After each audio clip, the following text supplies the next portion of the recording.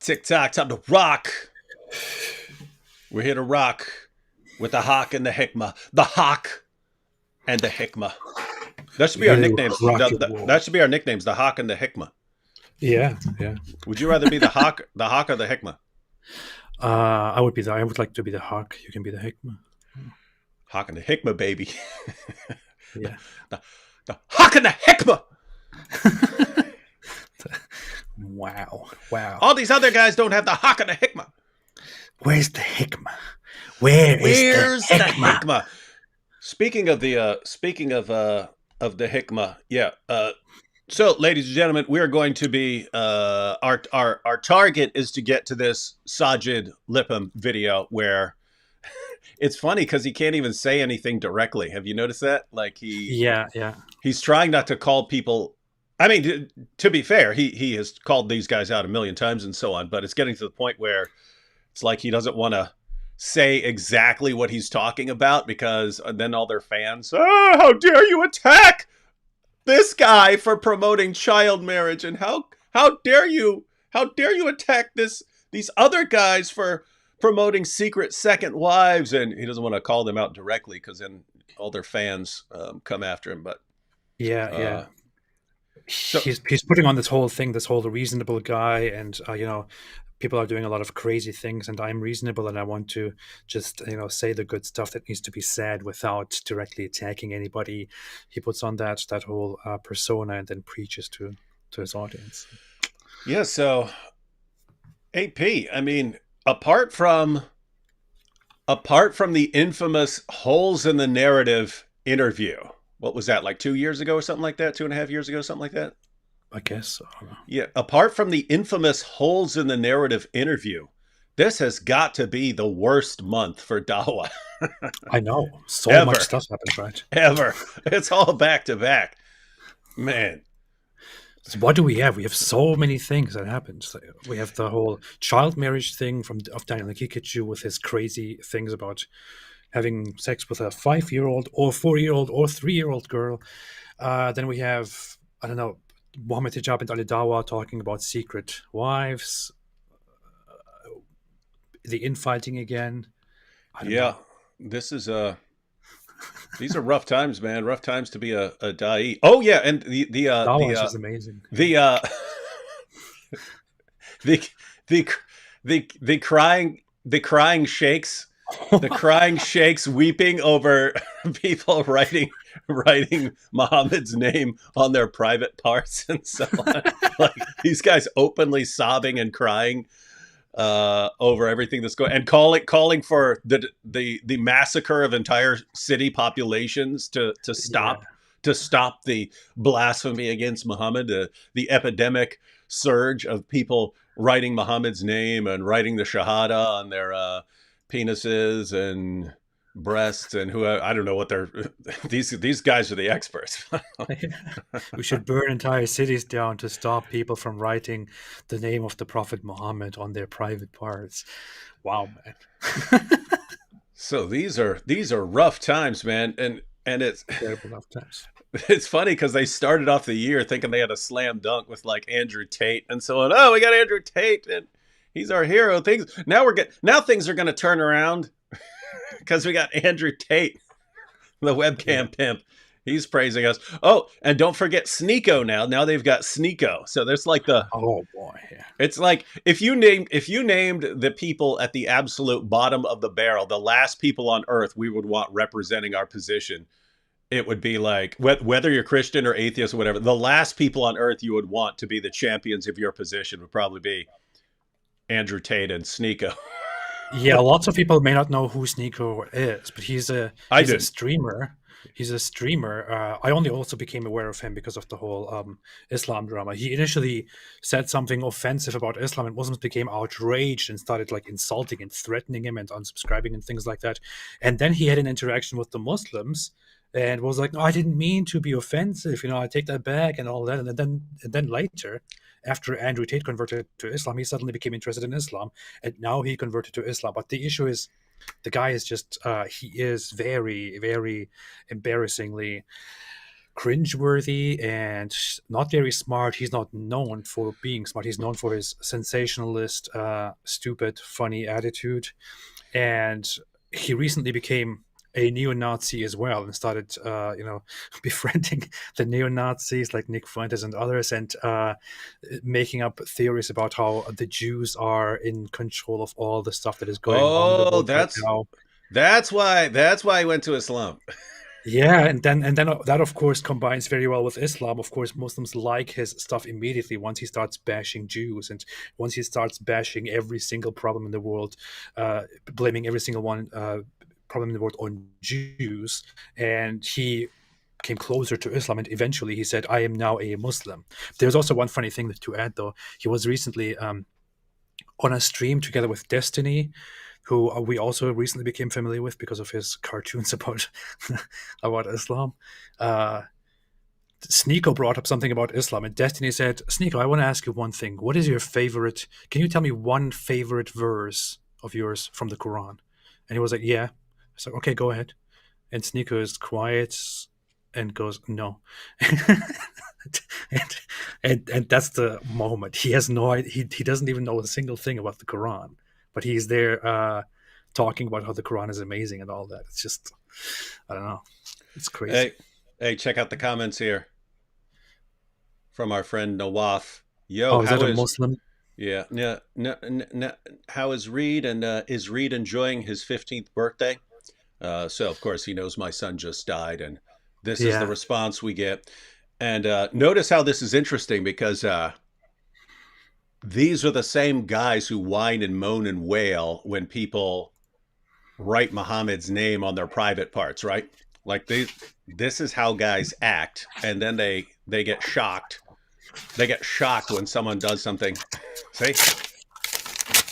Here. This is, I credit Nawaf for this action here. Nawaf, well done. Wonderful. This is what you get. This is what you get. Yep. So, welcome to this is actually a good summary of the situation in Dawa. It's like 14 centuries of violence, then it gets stopped, then it finally gets stopped, and then it's we'll insult everyone into being quiet. We'll insult everyone into being quiet about Muhammad, and they just don't get it. So we are going to. Our goal is to get to Sajid's video, but I did want to recap some of the recent events because Sajid is responding. Sajid is reacting to all of the embarrassing stuff that's been going on for the past month, and he wants to do something about it. And just I really think there's nothing he can do about it. I think he's actually stuck. So where should we actually begin here? How about the Daniel and IP clip? Oh boy, yeah. All right, so good. ladies and gentlemen, there's an entire debate. You definitely want to watch it, but there's this clip of Inspiring Philosophy asking Daniel specifically about, how young can a girl be? And Daniel's responding. So let's go ahead and check this out. Because if you can start fertilizing a female as soon as she's showing signs of an imminent fertility, the period, menarche, then that will maximize, because you secured the female right at the beginning, the start of when she will potentially. But you can still have sex before you start pure. maximizing fertility, right? When the body is physically Okay. mature, according to Islamic law. Do you know what precocious puberty is? Yes, I do. Okay. Do you know what precocious puberty is? Do I? he goes, yes, I do. I noticed that he made it. He's like, oh yes, I do. Like, he's very proud of it. Yeah. Precocious puberty is my life. What's wrong with these dudes, man? I find the language here already very disturbing. I don't know. He starts with this is the way he always talks about girls and women. It's like fertilizing the female, securing the female. This is just the whole thing. The whole time he doesn't even talk about them as as women. There is no such value of actually a human equal human interaction. Of course, there is no equality in his eyes. I know, but I don't know. It's kind of disturbing, and he That's all his thing is always about. The females, as soon as they are ready, should be secured by the man so that they can be made ready to fertilize and increase the population and make sure that Muslims become strong and, large and all that. Wow. So, they're doing the whole precocious puberty, maximizing fertility discussion here. Let's see where Daniel's gonna go. It means starting puberty unusually early, like Can beyond you have, averages. Is there anything in Islam that prevents you from, a man marrying a 5-year-old that started precocious puberty? No, marriage can happen, you can arrange a marriage even as an infant, but that doesn't mean that sex is allowed. But could a man have a marriage to a 5-year-old consummated if she started precocious puberty? If she starts showing signs of physical maturity, then yes, that's permissible, as I stated. That's What about the age principle. 4? If there are signs 3. So this is something that becomes biologically impossible because precocious I have a puberty, study there are that shows no... it goes as early as 11 months. All right, well, that's something that the parents would not... See, the thing about Islamic marriage is that parents are involved at these ages. And when you look at the marriage of the Prophet, peace be upon him, to Aisha, her parents were involved. And so she was not living with the Prophet, peace be upon him, even though she was married to him. So the parents have oversight, and sometimes a qadi or a judge can have oversight if the guardians are not capable to make sure that the rights and the physical well-being of a child are not, or a minor, are not harmed by that marriage. What about, because you've tried to justify sexual slavery after a war. So what if a man finds a 7-year-old, let's say, started her period? Could he take her back as a sex slave? So that's a whole different debate on slavery and concubinage. I'm just talking about the minor aspect. Would that be fine? Yeah, so if a girl is any age, she can be taken as A sex slave, right? Yeah, as opposed to being left to die. All right, so Wow. I watched this live, and this part was definitely my favorite part of the whole debate. And I thought IP did what I can't think of anybody else who could do this so effectively. He prepared these questions and really pressed him and made him say things that really expose Islam, and then he gets you. I felt so satisfied as I was watching that. I thought, thank you, man.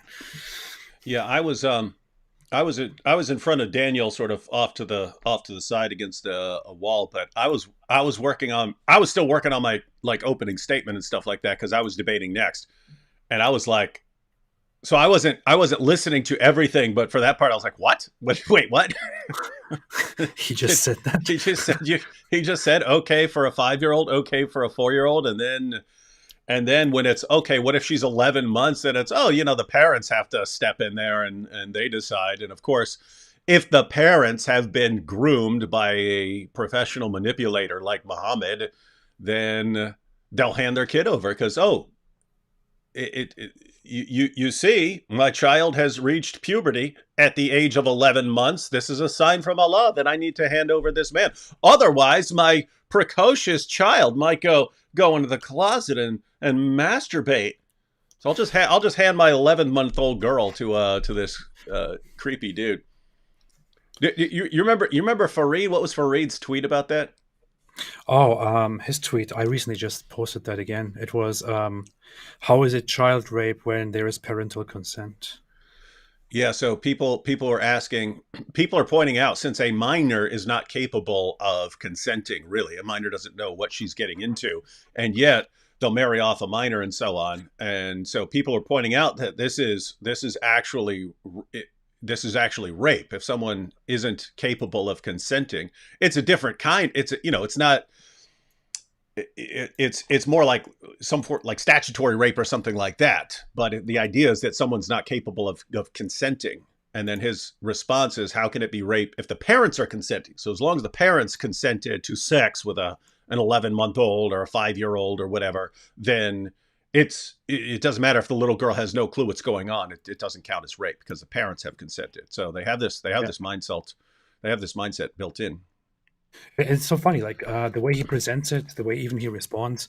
It initially sounds like he's saying that the parents would not, would not allow it anyway, and they would prevent it because they are supposed to prevent it. They are supposed to not allow it. But I mean, just the fact that there is no barrier here, it is not forbidden, and it is up to the parents already. If you think just one step further without taking his idiotic deflection, at face value, it already implies that the parents, if they are terrible people, can allow it at any age, and if they can prove that there is a sign of development, they can allow it at 11 months, or 3 years in that example. And the man, an old man, can actually come and take a 3-year-old child as wife and have sex with her, which is just wow, man. And he's clearly trying to think of something in Islam that would prevent this, right? He's trying to, like, what can I say here that would make it not sound like I'm saying it's okay to have sex with a an 11-month-old. And so it's, but the parents are involved. So, the parents might not agree to that. Okay, but you're allowing the parents to agree to that, right? Yeah. There's nothing in Islam that would prevent any of that, right? So pretty interesting stuff. All right, so we've got that. And then all right, AP, we're presenting this from our perspective. Now think of this from the perspective of Muslims like Sajid Lippam, he's trying to do dawah. He's tried his hardest to do dawah and to tell people about Tawheed and the oneness of Allah, and he's making his videos, and his videos are doing okay. But then Daniel Hakikachu comes along and goes, we marry kids, we so strong, we child marriage, and like like Muslims around the world begin praising him. Our hero, our defender of child marriage has arrived. And it's like, oh my goodness. Yeah, and Sajid just thinks, oh no, what is this idiot doing?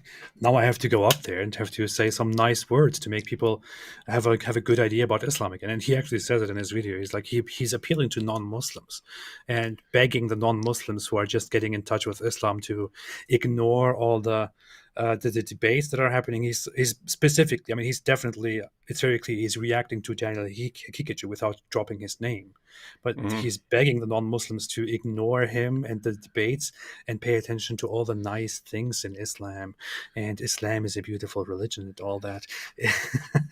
Yeah, he's definitely you can tell from what he says that he's at least reacting to the Daniel Hakikachu defense of child marriage and presenting Islam as the go-to religion of pedophiles everywhere, and to the recent secret second wives discussion with Ali Dawah and Muhammad Hijab. So let's go ahead and check out a clip. Ladies and gentlemen, there's a much longer video on Ali Dawah's channel. Definitely worth watching if you've got the time. Over an hour long. I'm just going to play the little beginning clip where they give the little preview. So this is from the beginning of Ali Dawah. If they put me, hijab, brother Sirtaj, they would on lie detector test. And they said the following questions. Do you love your wife? Yes. Pass. Would you die for her? Yes. Pass. If your wife was okay, would you get a second wife? Yes. Pass. There is not... If our wives were okay with us getting a second wife, then we's gonna get one, and we proud of that. He's just dying to say that. Yeah. In an Islamic, I wanted to say in an Islamic state we do this, but they don't even have to. There are all kinds of, I don't know what these guys are doing, but there are all kinds of Muslims who get second, third, fourth wives in the West. You can't do it officially before the government, but you get your wife before the government, and then you get Islamic marriages. You get your Islamic marriages with your additional wives, and that's how you do it. And I've actually seen it pointed out years ago that it is far, far, far easier for Muslims in Western countries to have 4 wives than it is in Muslim countries, because in Muslim countries you have to be making enough money to have these marriages with all of these women. In Western nations, your second, third, and fourth wife are all, as far as the government is concerned, they're all single mothers. And since they're all single mothers, you can get government assistance, government benefits. The government can actually pay for your extra wives. And so they're pointing out it's like part of the call to move to the West in Muslim countries. Hey, if you can just get to a Western nation, you can actually marry 2 or 3 or 4 women.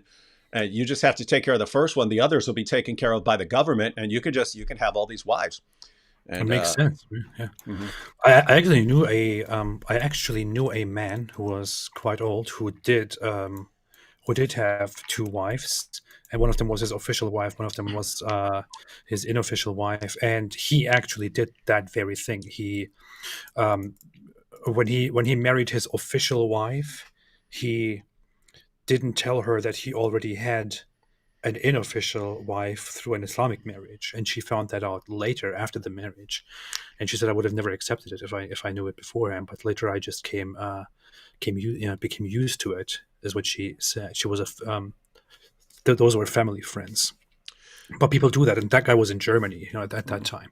People do that in the West. Yeah, I know a Muslim in Michigan who had multiple wives, and fortunately it was amazing. We're actually talking to the woman who was going to become his second wife. Her parents asked us to talk to both of them, right? So this was me and Sam Shamoon back in the day. We're sitting there with the man and the woman. He's going through all of his arguments for Islam that he was using to convince her to convert to Islam so that she could come on as his second wife. And we, of course, we completely ripped the arguments to shreds, but she still thought it was a good idea. So went ahead and married him anyway. And then it was several years later when I got a message from her mom saying, she finally left Islam and she took her kid. She took her kid Nice. with her. So yeah, right. They do catch on, but I've heard that story over and over and over again about women who are brought in, they convert, become the second wife or the secret second wife, and then eventually find their way out of Islam. But and what's funny is the governments are also trying to a little bit crack down on this and trying to, through regulations, through checks, make sure that there is nothing fishy going on, and that these people are not exploiting certain welfare rights that are given to them by the state, and that is then perceived by the Muslims who engage in polygamy as persecution. These these kuffar nations are persecuting us because we are Muslims and they don't like the way we live and stuff like that. Yeah. All right, let's get a little more conflict between a man loving his wife and a man wanting to be polygamous. I agree. Because I get the polygamous part. I get the whole wanting to have more intimacy with more than one woman. But if you can ask the question more accurately, that take on another wife and all the responsibilities that come with another wife, Good. how many men will agree to that? For example, if one says, I sense that you've got a second wife, can he say, no, I don't? Yes, you can. You can say that. You can say that. Yes, I personally believe this is. If we sit down and we talk about it. So that was Ali Dawa asking Muhammad Hijab if it's and they go into a little more detail, but he asks him, can a man just lie to his wife? And yes, that's allowed in the hadith, and Muhammad was like that with his wives. As it was clear, he was trying to deceive his wives about marry the Copt. And then, of course, he swore an oath saying that he would stop having sex with his slave girl, and then broke that oath. And so this is the guy who says it's okay to lie to your wives in order to make them happy. And so, okay, if you know it's gonna upset your wife to have a second, third, or fourth wife, just lie to them. You're lying to make them happy, so that they think they're the only ones for you. That makes sense. Yeah, makes sense. Totally. Yep. So that is right. And I take my selfish needs out of it, i.e. me wanting him all to myself. I need to understand. Yeah, stop being greedy. So I need to sit down and I need to really think about how this is going to affect Stop him. being selfish. It Yeah. could lead him- Yeah, think about how this affects him. You wanting him to be monogamous and not have 4 wives and an unlimited number of sex slaves. Think about how this affects him. Man. Yeah. Poor guy. What's he gonna do? Oh Yeah. man. You see how these girls are, man? I know, terrible.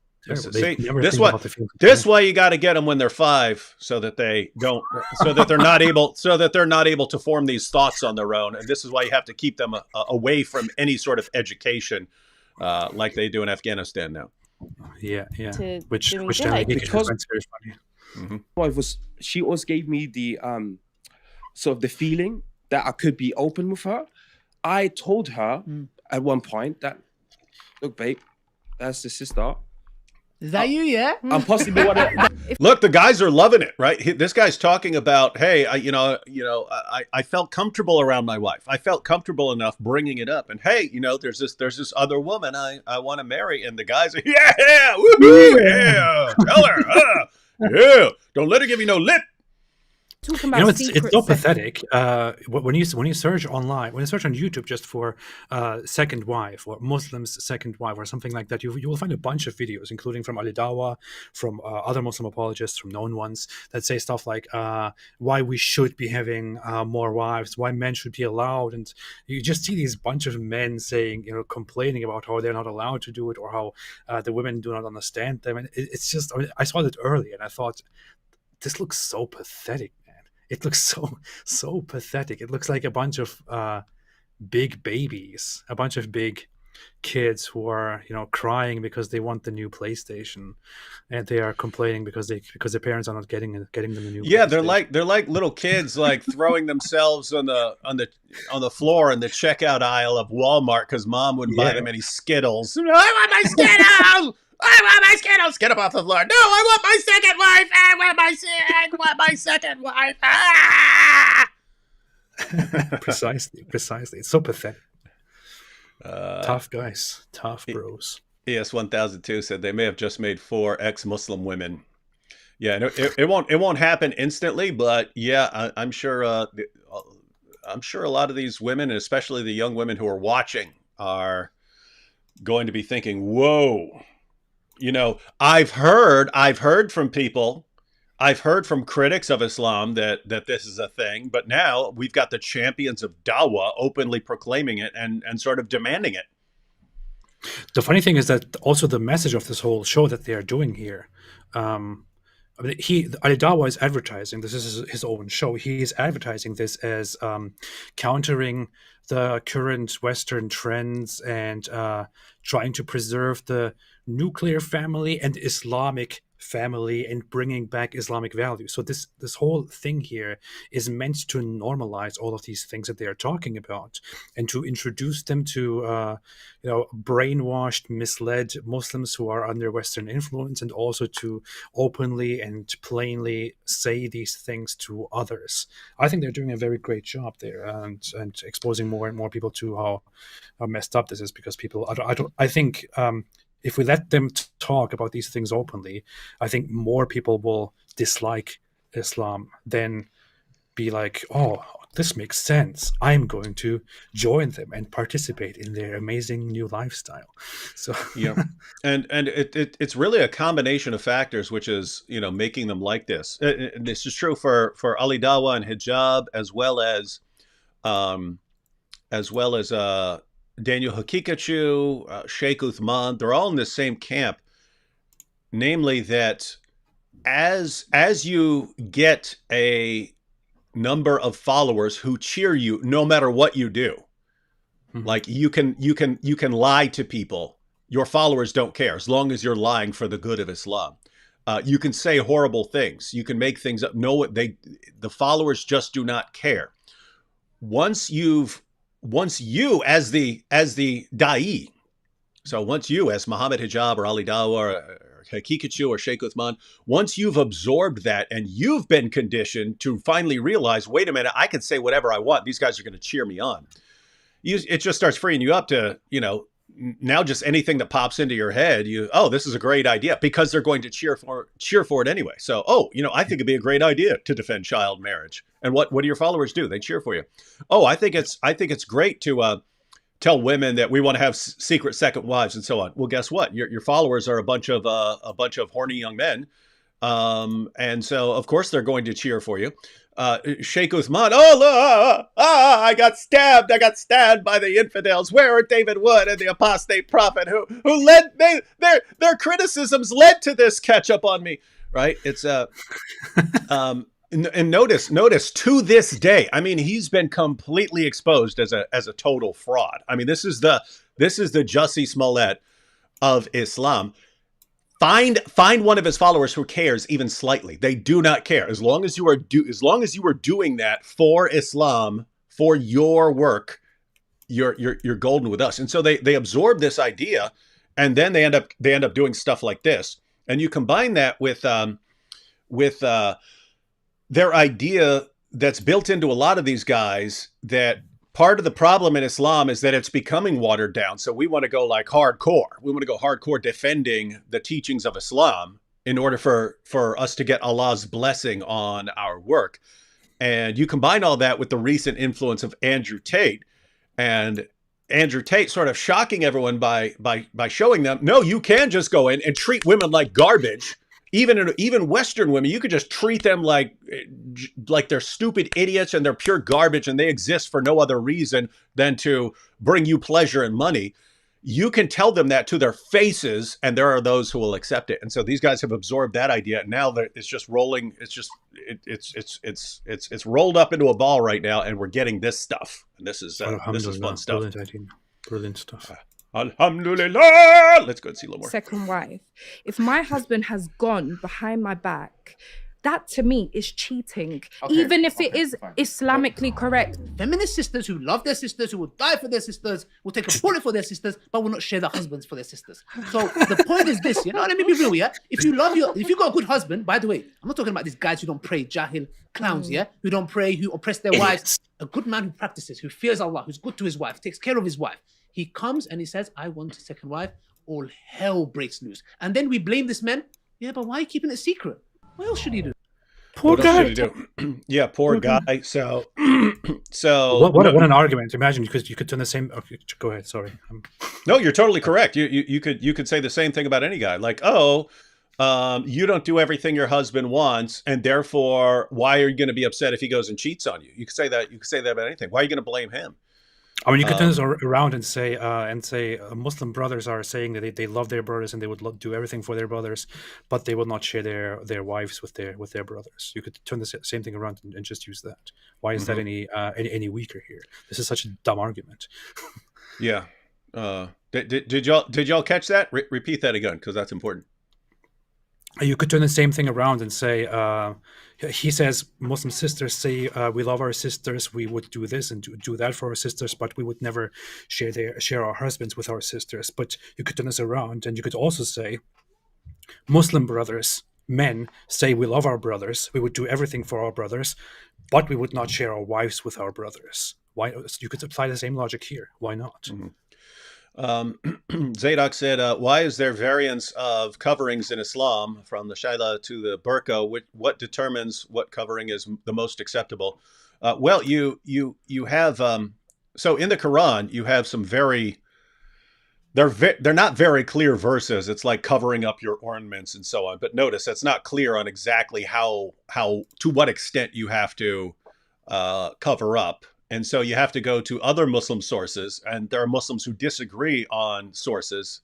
And so it'll come down to what their scholars are saying and the different schools of thought. And it comes down to cultural issues. And so it's a situation that you find over and over and over again in the Muslim sources, where the perfectly clear Quran is just really, really unclear on exactly what it's saying. And so you end up with a pretty broad spectrum of practices that flow out of it. Yeah, that pretty much summarizes it. All right. So was there more? No, we got about another minute of this. To see how Allah is testing her, to see how she responds. Yeah. That's, if she decides to do the opposite, which is, throw the divorce card or throw this card, then ultimately she's falling into the act of disobedience. Thank you. Family. Which did you catch that? And it's already happening. Notice all these women, all these young women, were horrified at the idea of their husbands getting a second wife. None of them wanted it. And yet you just saw her, how quickly she can be conditioned to say, okay, if I have a problem with sharing my husband and me, me wanting him all for myself, I'm going to have to answer for Allah. I'm going to have to answer to Allah. And maybe Allah is testing me by how faithful I am to him. And well, what's the test? Like Allah's testing me to see if I'm going to get divorced over this, or if I'm actually going to stop being selfish and let my husband marry as many women as he wants, and so on. That is actually a very popular explanation in Muslim society and Muslim cultures, where women adopt this way of thinking because that's what they are told by their imams and by their scholars as well. So this is very, very common. Muslim women will often say this to each other. One of them says, "I would never accept this. How can I accept something like that? Can you?" And they then say, "Well, this is how Allah tests our patience." And as good women, as good Muslim women who have faith in Allah and who do things for Allah, we should be accepting this and thereby show that we are good believers. And that's just, that's where the cult-like mentality comes out, where you can clearly see that the women don't like this, but they are told that this is actually good. So they turn this around, and this miserable thing, which we all clearly hate, is actually good, and we just don't like it because this is a test. What we really need to do is to do whatever the husbands want. This is cult behavior. Yeah, and everyone who's horrified at this, never ignore the fact of how absolutely easy it is to condition people to accept this. Yeah. I mean, you'd think, oh no, women will never go for this. Wrong. You can condition men very easily. You can condition women very easily. If you are in a context of you're a Muslim, again, you could condition people whether they're male or female. But in this context, you're a Muslim woman. Do you want to be a good Muslim woman or a bad Muslim woman? You obviously want to be a good Muslim woman. And these guys will start bombarding you with the idea of what is a good Muslim woman. And a good Muslim woman they're going to define as one who's totally fine with her husband boning a bunch of other women, because that makes her not selfish. Say, you don't want to be selfish wife. You don't want to hold him back and thwart his desires and so on. So they can condition people really quickly like that. Hey, why is Inspiring Philosophy over here in the chat when he could just call? He could just call in and join us, dude. You could just call in and join us. What the heck's wrong with you? Yeah. But he says, I just realized the Muslim men in this interview never asked the women if they would like to be a second secret wife. Does any woman aspire to be a second secret wife? What women are these men going to convince to do this? You can condition them too. And it's kind of an honor, right? Like, oh, you had your wife. 3-year-old ones, maybe. Yeah. But like, I mean, think about it from the perspective of a woman. I mean, it's like for people who've always wondered, like groupies who follow around like sports players or something like that, and they just want to be able to say that they had sex with some famous ball player or something like that. You think, oh, what's in it for these women? Well, they were chosen, right? Like this guy, this famous athlete could have picked anyone, and he picked you, and so I guess that means you're really hot or something like that. But I mean, think about this: if a guy wants you as his second, he's already married, now he wants you. I mean, I guess that would be appealing to certain women, especially if they've been conditioned to think this way. And guess what? The Da'is, they're on this. They're working on they're working on conditioning their second, third, fourth wives and so on. Here's the thing. I mean, imagine the scenario. Just make up a hypothetical to understand how that could go and feel. The man sits down as a religious Muslim man and carelessly breaks the news to his wife and says, "Hey, I want another wife, and I have already laid my eyes on one. I want to marry that one." Or he says, "Hey, I already have a second wife, which you don't know about, and this is fine. I finally want to tell you about this." Now, if she becomes emotional and says, "How dare you? I will not accept this," the man responds with, "Are you saying you go against what Allah and Muhammad have ordained? Are you saying you disagree with Allah and His Messenger? Are you saying you're going against the Quran? Are you sure you're even a Muslim anymore? Yeah, the way you're acting, you're acting like a Westerner. Yeah, you're acting like a non-Muslim feminist Westerner, whatever you are. And then the woman also has to compete with a little child. Like she's getting old. She's already used in her mid-20s, and now she has to compete with a 5-year-old second wife, and that's a. Yeah, we saw, we have the records. We know how all of that worked out for Muhammad's wives as he's trading, as he's bringing in younger, hotter wives. This is so messed up, man. This is really, really messed up. This is just a religion of hey, what do the men who are coming up with this religion want? Oh, let's build an entire religion around that. All right, let's now expected as a Muslim man to follow. It's not the religion of Islam. It's the religion of women's feelings. I'm not going to follow that religion. With respect to you, I'm not going to do prostration to the collective hormonal and emotional status of men or women or children or anybody else. You're saying if he's man, I'm not going to bow down to a woman. I'll just bow down to a big pagan cube. Yeah, and I'll worship Muhammad. Yeah, now if you give me a black stone, I'll kiss that thing all day long, but not you. That's my real first wife, the black stone. If your husband came to you man enough and said to you he wants a second man wife, enough, At least then it's not. notice how they're always couching everything in man enough. So notice if he's man enough to just come to you and say I'm getting my second wife. Let's see where he goes with it. Secret. Sister, I knew one about second, it. one second. Do you know about it? What are you gonna do? Are you gonna say to me, yeah, you can?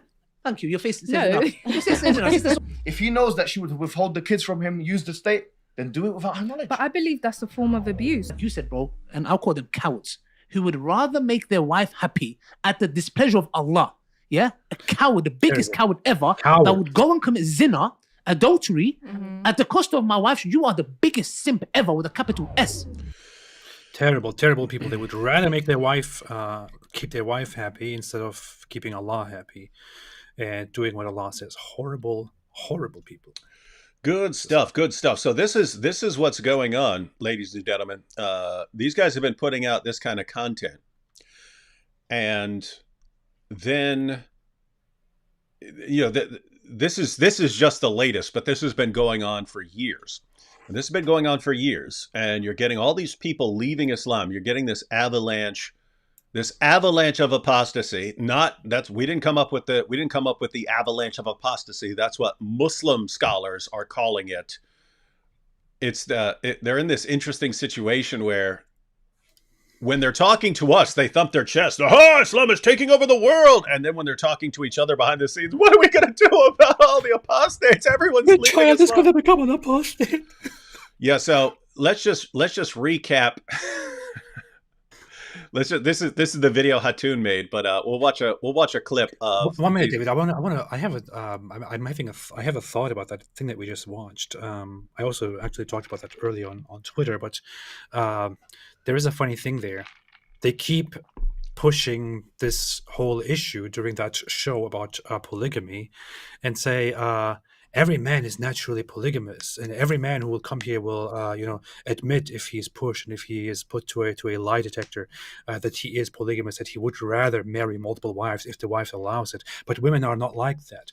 And so they keep pushing this whole idea, keep telling the women, you guys, you are, women, you are all satisfied with one man, but we just want all the women available out there. I really, I find it so funny. The show is called The Bitter Truth, right? Mm-hmm. I think in order to honor the name of the show, what they should be really doing is to ask the wives directly and say, be honest, please. Be honest. Do you, as a woman, also have desires for other men? Mm-hmm. Since this is called The Bitter Truth Show, please go ahead and admit this. There is no blame. Of course, I don't think this should happen because the women will probably end up dead or something like that. Yeah. It would be funny if they asked that. If Ali Dawah was like, so listen, you women, when you see big strong Muhammad Hijab tear his shirt off in front of the embassy and he's shaking it in front of everybody, be honest now, be honest, how many of you are proud of that? and like all the ladies' hands go up, and it's like their husbands are like, oh no, what are we gonna do, right? And that's the problem with this. Notice, I mean, they're basing a lot of their reasoning on, sort of on average, men would tend to want more sexual partners than women, but I mean, there's a spectrum. There are guys who. I mean, there's a spectrum. There are people who aren't attracted to anyone. They don't want any sort of sexual partner. That's one extreme end. But you do have guys who want to be committed to one person. You do have women who want to have a bunch of sexual partners.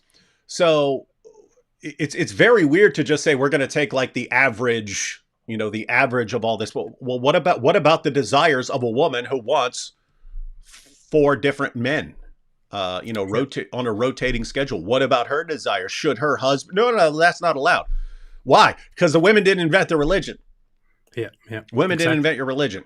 Yeah. This whole idea that this is men are like this and women are like this. That's a myth. It's an old traditional idea which people told themselves, and because that's how they drove their societies further. But this is a myth. It's not based on any actual. Yeah, like it's a parallel. You could say, hey, on average, men are stronger than women. Right? On average, men are stronger than women, but there are women who would kick the crap out of a lot of men. There are men who are weak and frail, and there are women who would kick the crap out of them, and so on. So it's like, yeah, it's hey, let's base our claims about what marriage should be and so on based on a kind of averaging of things and just ignoring the outliers. And I don't know. Anyway. Weird situation. But this is DAWAH. This is DAWAH. What a religion. All right, we're ready to check out some Muslim sheikhs crying over what's happened. Keep in mind, ladies and gentlemen, always we've got this clip. We've got these clips of the Muslim sheikhs crying. A little recap of the avalanche of apostasy. Then we're going to go through Sajid's response to all of this mess that is being made by his fellow da'is. And then we're going to bring it all together, because one thing I want is for everyone to have the big picture in mind, and you're going to have the big picture in mind after we get through this. Yes. Oh my goodness! It's the worst sound in the world.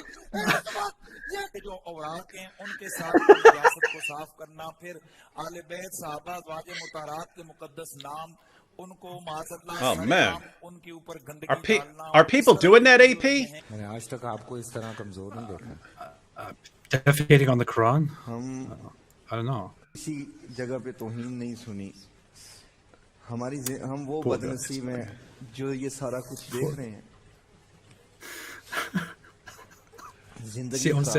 I couldn't imagine our enemies would sink this low. But I mean, think about it. These are the same guys who are saying, "Do we need to massacre?"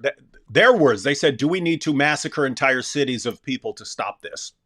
Yeah, I can't believe people can be so shameless to write Muhammad on their penises and to defecate on paper. What should we do? Should we burn the cities down and massacre them all? What should we do? Yeah, I mean, think about this. Their da'is are going around. We're gonna have our secret second wives. Ha ha! So you either need to be okay with it, or we'll have our secret second wives.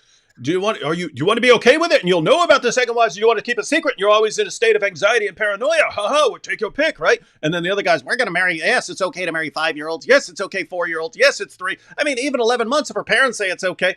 And then people are like, oh my goodness, this is disgusting. And then so they. Welcome to Pakistan. The response is, we'll teach these guys a lesson. We'll write Muhammad on our wieners. Post that on the internet, and then we'll all like go to the websites and be looking at pictures of each other's wieners with Muhammad written there. That's how we respond. So anyway, it's interesting. Yeah. These guys crying their eyeballs out. And this is what the Pakistani government and intelligence in cybersecurity is busy with. They're like, hold on, we have just found out about a new website where people are posting photos of the Holy Prophet Muhammad on their penises. Intercepted now. I'm sending you the data. Keep this secret. And they're cracking down on that. Yeah, they're raiding places probably to prevent people from taking photos of their penises with Muhammad on it. I'm telling you, if they made a CSI Pakistan blasphemy division about these guys Okay, what do we got now? Oh my goodness, look at this site. It's a guy. And of course you have to blur it out for TV and stuff. But then them like jumping on the case and having a go and like scanning rooms with all their advanced equipment and so on to figure out who perpetrated this dastardly deed. I would watch that every single week. Yeah. They have a large briefing with all the members of the agency coming together and speaking about this grave new issue and having a big screen where they show all the a briefing, more like a debriefing. Get what I'm saying? Get what I'm saying? All right, let's get a little more of this here. We're such an unfortunate people. We just want to kill and rape everybody. And unthinkable is happening at the heart of Muslim countries. 7th biggest Muslim country, Pakistan. Muslims are walking away from Islam. Muslims are critiquing Islam after they walk away from Islam, shaking the Muslim majority countries. Researchers show that over 100,000 Muslims leave Islam every single year. Our youth are full of doubts. 24% of Muslim youth are leaving Islam. 23% of Muslims, American-born Muslims. 23%. You get the varying, and keep in mind, guys, this is several years ago that they were saying 23%, 24%. I think Zakir Naik said 25% of young Muslims leaving Islam. And guys, that's not where it's stopped. That it's in the process of accelerating, and that's where they were at a few years ago. This is only the beginning. Some are leaving Islam, yet they are still leading the prayers out of fear. What is going to happen to them? What is going to happen to their family? They are pretending to be Muslim while they are not. Yes, unthinkable is happening at the heart of Muslim countries. That is unthinkable. So that's and keep in mind, we know about that stuff from Muslims who posted these clips of their discussion saying, you know, hey, there are all these Muslims. They're in Muslim schools. They're leading prayers. Some of them have memorized the Quran and they're leaving Islam. And what do we do about this? Yeah, we do like this this lineup idea that could be a good part of the show. Where okay, we've got this picture of you. We're not sure which one of you this is. So we're going to need everyone to line up against the wall here. Drop your pants. That's a good idea. CSI Blasphemy Squad, get in here. Yeah. I can't believe you just listened to that strong Turkish accent. Why are you so racist against Turkish people, man? I'm just being. I just saw Black Angel's comment that said "racist comment by AP" in 3, 2, 1. That's why I said. Well, he's here to oblige. All right, so that sort of brings everyone up to date on some of the big recent events we've been discussing. Are we ready to get into Sajid's video? I always love watching Sajid videos, so yes, always, every time. Why is there so little hikmah in DAWAH? All right, let's check out. Bismillah, alhamdulillah, wa salatu wa salam ala rasulillah. Assalamu alaikum. Hey, look at him trying to be like me. And welcome all viewers. Today, I'd like to make a public service announcement to the non-Muslims who may have been given a false impression of Islam. I actually come from a non-Muslim background. Guys, what an introduction, man. Think about what he's saying. I'm trying to talk to the non-Muslims here who are watching what's going on in our community. Please don't watch. Please don't watch what's going on because this is not. I'm imagining begging you. I'm imagining him just see all the stuff that is happening, the Daniel Kikachu debate, the Ali Dawa and Mohammed Hijab, and he with a serious attitude is like, then he sits down and records, guys, please forget everything that you have just seen. Ignore those guys. Please focus on the good things. Those people do not represent us. This man doesn't that suck? It's difficult. And like, I mean, he must know it, right? Like he sees Daniel advertising his upcoming debate with Inspiring Philosophy. He has to be like, oh my goodness, this is going to be a horrible. No, I have to clean this mess up. I have to clean this up. So here's his effort to clean this mess up. Non-Muslim family members. I live in America. I'm surrounded by non-Muslims all the time. And I've made it a goal, a priority in my life to call to Islam, to teach people about Islam. And one thing that has unfortunately been the case since before I even became Muslim is that people keep letting the cat out of the bag. One of the things that's happening is people keep telling everyone what Islam really teaches. It's all the stuff we're trying to keep secret, and they just keep blurting it out. Well, is the fact that Islam, it's constantly being misrepresented. By who? By your DAWAH guys? Yeah. Used to be primarily from what we would call the mainstream media, whether it be the news on television or in newspapers. But now, given the direction that society has gone, a lot of it now is on social media. And now from what I've seen nowadays, yeah, now it's the Muslims themselves, unfortunately. Yeah. So here's how it goes. The media never I don't know why Muslims complain about the media. I mean, who has supported and defended Islam more than the media over the years? I mean, every single freaking terrorist attack, we had to be bombarded with Islamic preaching. Did you? But this has nothing to do with Islam, because as everyone knows, if anyone killed a man, it's as if he's killed all mankind. No compulsion in religion. That's what Islam teaches. Anyone want to convert? That's what the media did for 2 decades, had their back. What you could say is, critics of Islam started pointing out all these problems and so on. But notice, it's everything, we pointed this out before, everything critics were saying in 2007, 2008, 2009, and we were being called liars for saying, now the da'is are openly proclaiming it, saying, yes, that's exactly what Islam teaches. So wait, all the stuff that you said we were lying about 15 years ago, now you're shouting from the rooftops. This is amazing stuff. Yeah.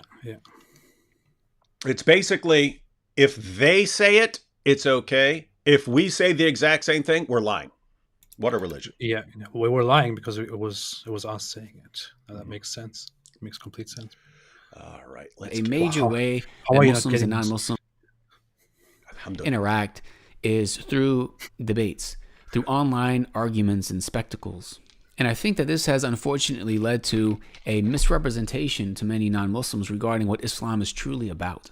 Now, it can be difficult to make videos such as this, because if a Muslim is going to come out and they're going to be critical of certain factions of their own community, then such factions being criticized will call them opportunistic, backstabbing agents.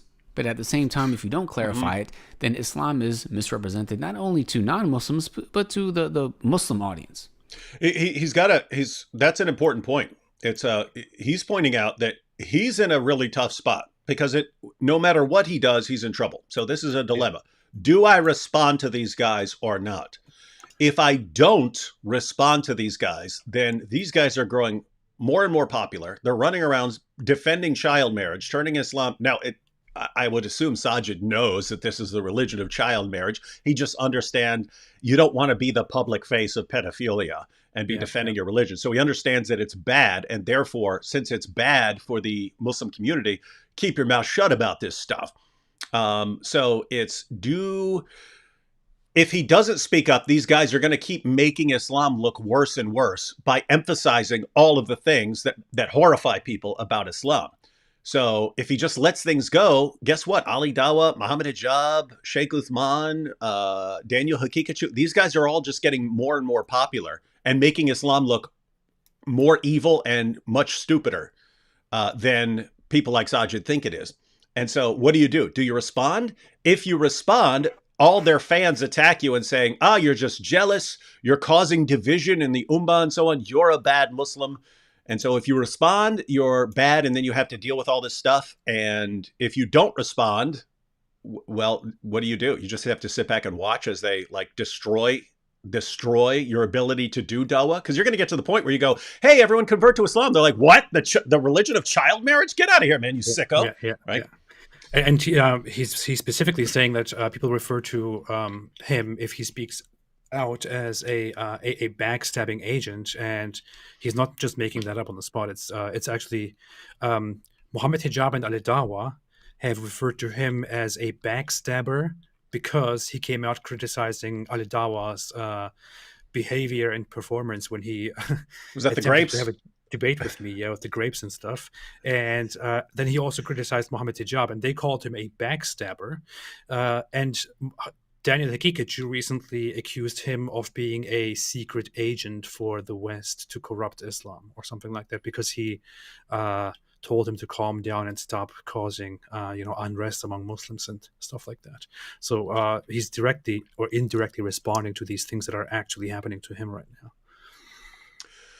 Good Clan said, "Hey David Wood, you are the best all-time debaters to Islam." No, there are debaters who would run circles around me. You see, I like that part, and convert lots of Muslims into Christianity, or at least not living in Islam anymore. And of course, AP, I watch your videos too. Oh, thank you. I didn't know anyone watched the videos. Yeah. I didn't know AP still made videos. I didn't know. Yeah. All right, let's get a little more Sajid here. You notice, like, we obviously disagree with Sajid, but he's got way more common sense than I'm serious. I like the guy. I like the guy. I actually genuinely like this guy. I think he's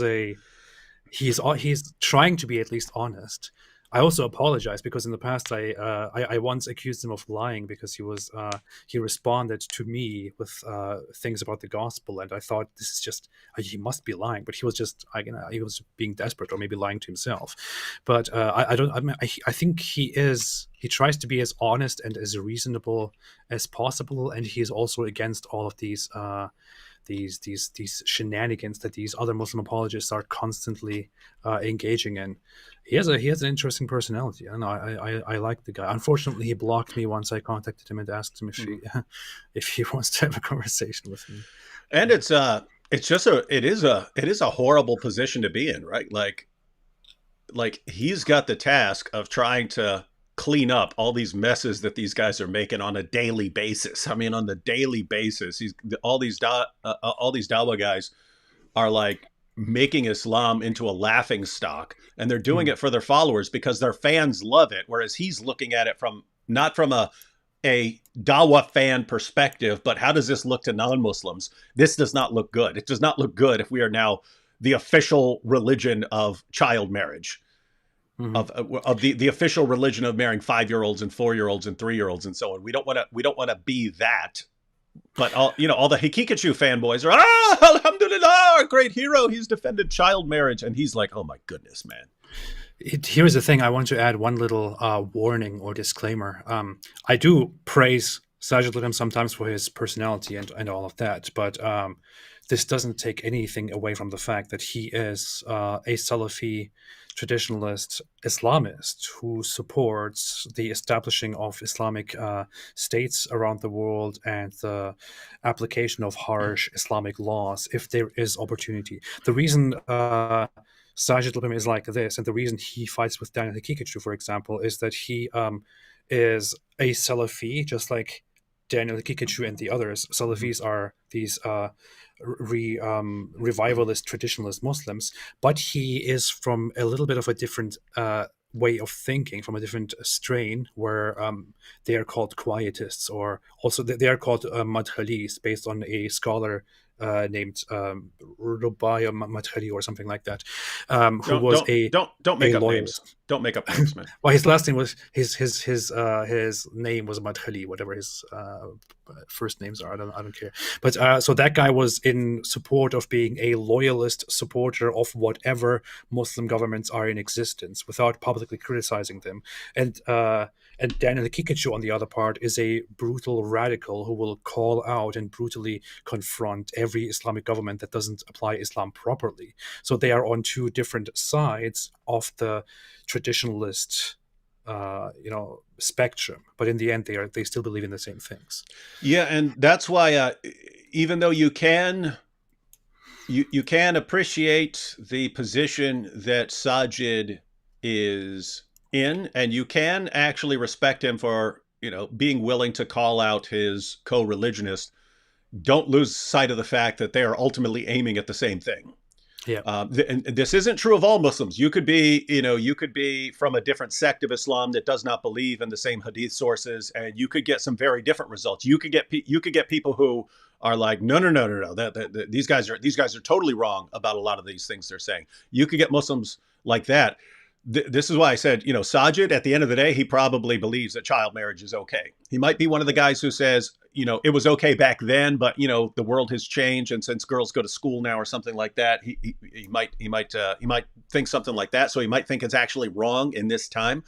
But I mean, he is committed to the same sources. So I guarantee you he believes in some really, really creepy stuff that would align with a lot of the horrifying stuff we hear about Islam. But so, I mean, you could actually think of it like this, like, which would you prefer? Would you prefer the guys who are blurting out all this horrible stuff, or the guys who are trying to cover it up? Right? Like, that's the thing. You could look at it as is actually worse to cover it up.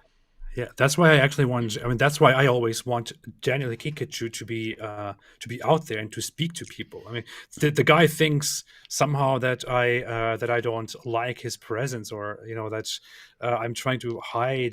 I don't know. I love it. I emphasize Daniel Kikuchu. I talk about him. I suggest him to others. I highlight the things that he does just because he puts it right out there in front of everyone's eyes. He shows to everyone what a horrible thing Islam actually is, and that is good, because too many people hide it and he doesn't.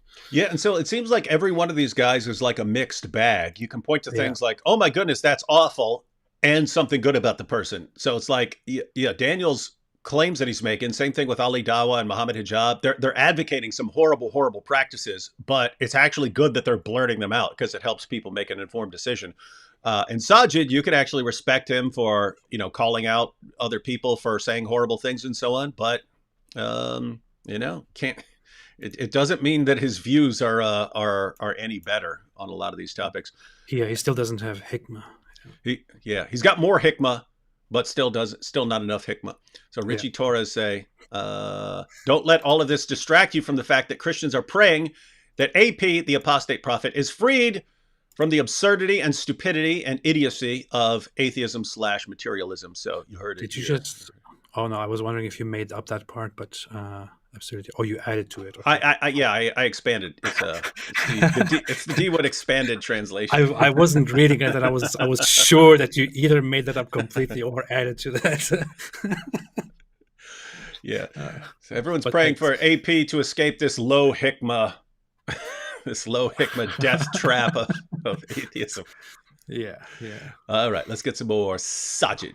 It really does put us in between a rock and a hard place, as the saying goes. Good description. However, I know many of you watching are intelligent people. Many of you very much appreciate such clarifications. So that being the case, I wanted to just mention a few things. Firstly, I think we can contextualize the entire situation if we keep in mind the fact that nowadays our society just seems to be entertaining ourselves to death.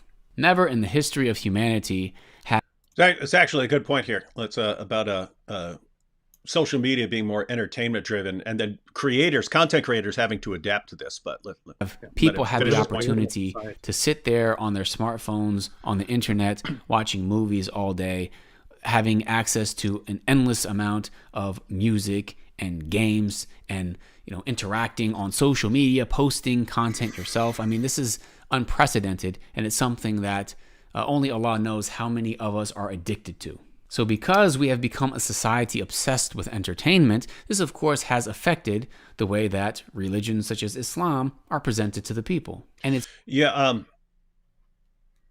so notice the issue there. It's back in the day, let's suppose you went to see William Lane Craig back in the day.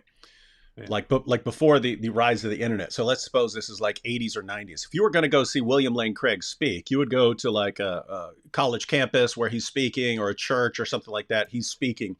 You go in there, you sit down, you're at this, let's say, hour-long lecture or something like that. You're kind of committed already. There's nothing else once you sat down, you can get up and leave, but other than that, you're basically kind of committed. You're kind of locked into your position. Now, when everyone carries around devices,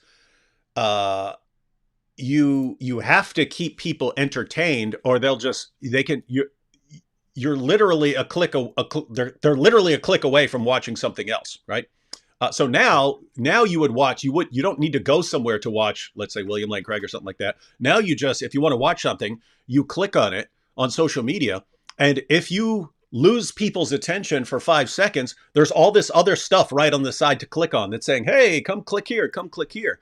And what that means is, instead of just presenting information, you have to also be entertaining people, because otherwise they'll click on something that's also entertaining in addition to being informative. And what this means is that everyone, content creators, have to be shaping their content with these things in mind to be entertaining as well. But notice, what do people click on? If you're talking about child marriage and so on, and hey, we're having the big child marriage debate, or hey, we're talking about secret second wife, well, who's not going to click on that? And so it's actually encouraging these guys to talk about all of these things, because that's getting them the clicks. And they're not clicking on just, hey, here's my defense of Tawheed or something like that. Yeah. But so people would rather click on that. But here's the thing: I want to give Sajid a bit of an idea of something that he could. If I was in his place, like for example, he puts a headline, a title named "How to Have More Hikmah," and people don't care. People don't click. They would rather click on, "Is it okay to have secret second wives?" Everybody wants to know more about this because people are, dying to have a second wife. So he could come up with new ideas. He could adopt stuff that people like from pop culture. And you could, for example, turn the Hikmah title into something like "Hikmah Baby One More Time," or that was terrible. I know, that was the worst thing I've ever heard in my entire life. That was the worst joke I've ever. I was laughing just because you had. I was laughing just because you had the nerve to say something that dumb. I know. I'm just realizing how horrible that was, and I want to end my stream, not my life. But yeah, no, he could make it more entertaining. Maybe it could, just like Ali DAWAH, it could make clickbait videos to reach more people, and then he could give up more of his dedication to truth and reason, and thereby, appeal to more people who would rather watch Ali DAWAH. He should be doing this. And that is an issue. Look at Damon here said, this guy's on social media making a video about how bad social media is. Yeah. But it's like, I mean, he is on social media, but he's not doing at least here he's not doing the entertainment driven idea. He's sticking to his guns as far as, I'm just going to talk to people and be reasonable. The problem is that that's not working, right? The people who are doing it differently are the ones who are exploding in popularity. And so that's the real difficulty that he's in, is everyone who's doing it the Ali DAWAH way is going to become more and more popular. Everyone who's doing it the Sajid way is going to become insignificant. And so if you're a let's say 17, 18-year-old Muslim, and you're deciding you want to go the social media route, which route are you going to go? You're going to copy Ali DAWAH, right? Yeah. You're going to copy Muhammad Hijab. You're going to thump your chest. And so that's what Sajid sees. This is only going to get worse, because these guys are like the models for the way things are going to become. And it's only going to increase. And there must be a pretty horrible feeling of helplessness. But what were you cracking up about? Because you obviously want to talk about it. No, I just saw that comment from Jacobog, which said unsubscribe because of that joke. AP is losing me subscribers. Yeah. Okay, so Dan here says, now this is becoming the Repent AP show. Dan Straight says, God bless you, David. Praying for you and your family. Oh, yeah, that AP guy, too. Come to Christ, AP. Quit being an atheist dirtbag. Refuting atheism is easier than refuting Islam, because atheism is much dumber, according to Dan Straight here. So you heard it here, folks. Always have to read to check if it actually says that. All right, some more from Sajid here. To the extent that sometimes the truth and what's right, what's actually beneficial, will be sacrificed for the sake of entertainment. And we will let our desires get the best of us because we want to be entertained. We want to watch this. And at the same time, fool ourselves into thinking that it's beneficial, or that we are walking in the footsteps of the righteous Muslims. So in the name of fighting for Islam, we find people having the most absurd, ridiculous debates. But such debates garner the most people, because it's seen as entertaining, and you're also tapping into not only your Muslim audience who are going to cheer you on, but you're also tapping into the non-Muslim audience and those who may be cheering against you. But for everyone watching, I would like to clearly state that Islam is not about intellectually owning opponents in debates and arguments. What? It's not? Now he's onto a related topic of, like, you do have, it's this trend for a long time of, you're humiliated, we've humiliated you, and so on. And that's like what, but notice that's another example of just what's popular. If you post a clip of you owning someone and, hey, AP destroyed with these grapes and so on, then people click on that. So it is this weird changing world where you have to be talking about really weird stuff. You have to be talking about really sensitive issues. You have to be entertaining people the entire time. And that's what's going to, and you have to be like owning and humiliating everyone. And that's what's going to make you popular.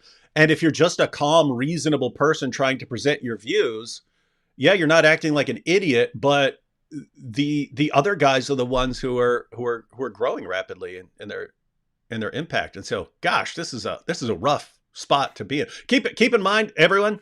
I mean, he's talking about from an Islamic perspective right now. Everyone's got to deal with this. Everyone, atheists, Christians, Hindus, everyone's got to deal with the same issue. Namely, as we're adapting to social media, people's attention span decreases. Their inclination to click away from things very quickly, that increases. So their ability to be sidetracked and distracted very easily, that increases. And therefore, in order to hold people's attention, you have to be dialing up things like theatrics and entertainment and so on. You have to do that. And so it means that there's like this arms race of who's going to be talking about the most disturbing things in the most hilarious way possible. Yeah. And it's just, we live in a society. Yeah. Yep. And AP loves this because that's basically all he does is entertain people with no content. Yeah. That's what I did. With no actual content. All right. Yeah. Let's see where he's going. Islam is not about being as contrarian and unlikable as humanly possible. In the this is a clear reference to Daniel Kikic. Yeah. Yeah.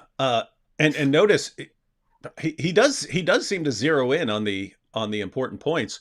But whenever you have these sort of group dynamics where it's one group versus another group, you could see this in politics. You can have two political parties who try to work together, but if they get to a point where they really, really hate each other, then the people within each, let's say, political party, could be any groups that are set against each other, religious groups, whatever. But you have two political parties and they come to view each other as enemies and not people who are all sharing the same society and should be working together. Then once your group has set the other group as their supreme enemy, people will literally they will be climbing over each other to become more extreme against the other group, to be more contrarian, as he put it. And so you will tend to elect people who are owning the other side more, and whoever is most revolting to the other side, that becomes your guy. And so he's pointing out that this is true even here. If you're a Muslim and you feel like your religion's being attacked by people like AP and things like that, and our religion is under attack, you tend to rally around a champion. Who are you going to rally around? The guy who is most contrary to what the critics are saying and doing.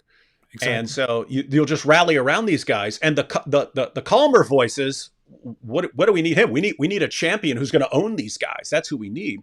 And so he sees all this. He sees what's going on here.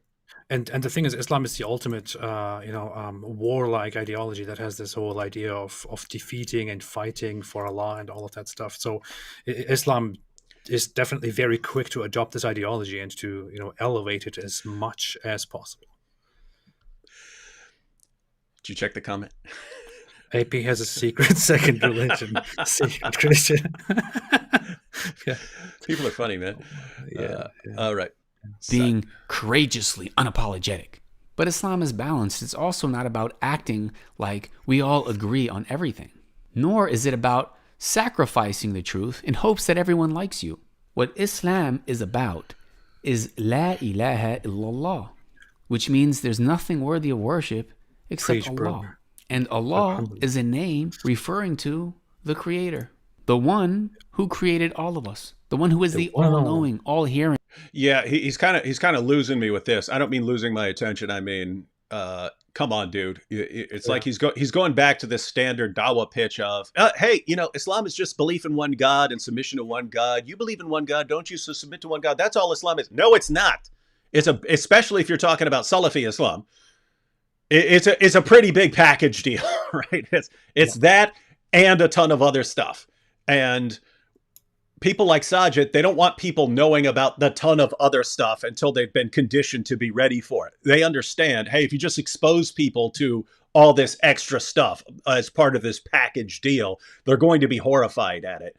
And therefore, you need to just emphasize, hey, just one God, Tawheed, Tawheed, Tawheed. You got to emphasize that, get them into Islam, and then slowly work them into. You don't run around shouting it that hey, this is the religion of child marriage and stuff like that. You don't want to do that.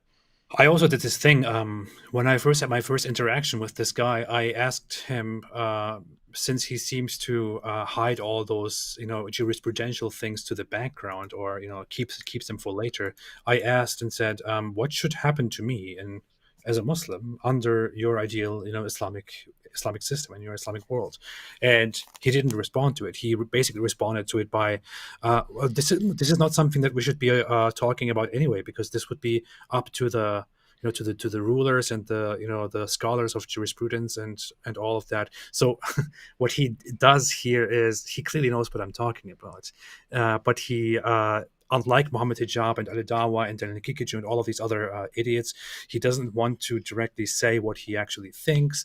He wants to keep it quiet, leave the hidden, disturbing, barbaric part to another time, while right now just preaching nicely to all the others, except you, who is going to be executed later. Yeah. So, I mean, he's right though, right? Like it would be wiser to keep your mouth shut about all that stuff and not tell people about it, right? Like in other words, if the Dawah guys could all be on the same page, it should be, hey guys, let's keep all this stuff a secret until later. Let's just focus on oneness and converting people to Islam and stuff. Let's focus on that. Introduce the stuff later. And so, yeah, from his perspective, it's like you guys are ruining everything by bringing this out into the open when that's the stuff we're supposed to keep secret until later. Yeah. You idiots. What's wrong with you? You know what the problem is? We've got all these LHDs going around. Low Hikmah Dawagandists. He should use that term. He should call these guys LHDs, low hikmah dawagandists. And the goal of people should be to be HHDs, high hikmah dawagandists. You call them double HDs.